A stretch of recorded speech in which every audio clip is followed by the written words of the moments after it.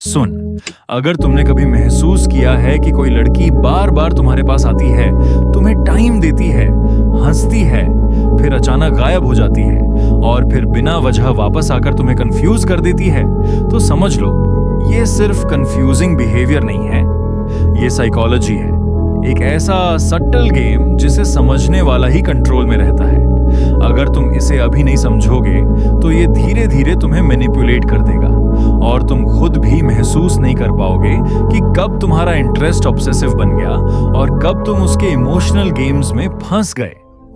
ये वो काइंड है जहां अटेंशन, विथड्रॉल और एंगेजमेंट का परफेक्ट मिक्स बनाया जाता है ताकि सबकॉन्शियस लेवल पर अट्रैक्शन और अटैचमेंट ऑटोमेटिकली जनरेट हो।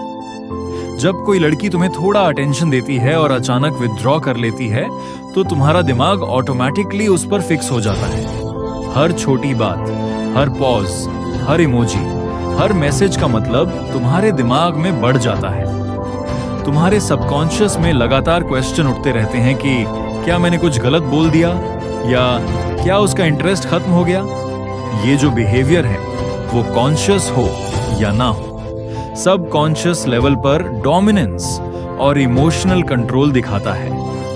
जब वो कभी इग्नोर करती है और कभी एंगेज करती है तो डोपामीन स्पाइक होता है जो तुम्हें साइकोलॉजिकली अटैच कर देता है। यही सटल मैकेनिज्म अट्रैक्शन बनाता है, लेकिन इसमें सटल ट्रैप है।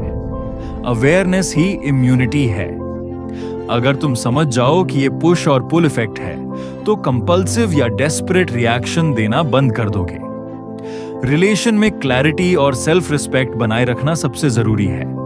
मिक्स्ड सिग्नल्स हमेशा कंफ्यूजन पैदा करते हैं, लेकिन अगर तुम अपने इमोशनल इन्वेस्टमेंट को ऑब्जर्व और कंट्रोल में रखोगे तो अट्रैक्शन और रिस्पेक्ट दोनों ऑटोमेटिकली तुम्हारे फेवर में होंगे। सोचो, जब वो अचानक डिस्टेंस बनाती है और फिर अचानक वापस आती है, तब डोपामीन सर्ज, एंटिसिपेशन और क्यूरियोसिटी तीनों कंबाइंड होकर तुम्हें मेंटली और इमोशनली बाइंड कर देते हैं।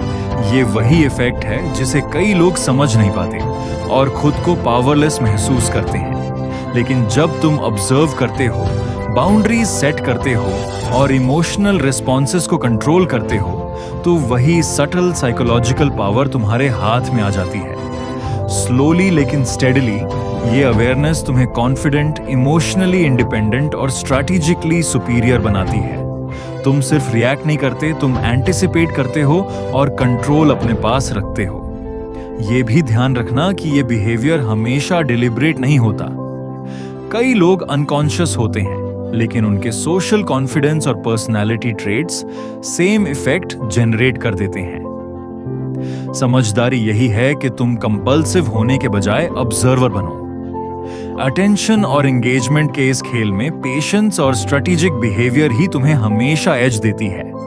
धीरे धीरे जब तुम इन साइकोलॉजिकल पैटर्न्स को समझोगे तो तुम किसी के इमोशनल गेम्स में फंसने से बच जाओगे और हमेशा कंट्रोल में रहोगे। अवेयरनेस, पेशेंस और स्ट्रेटेजिक थिंकिंग कंबाइंड कर देंगे तुम्हें अनस्टॉपेबल।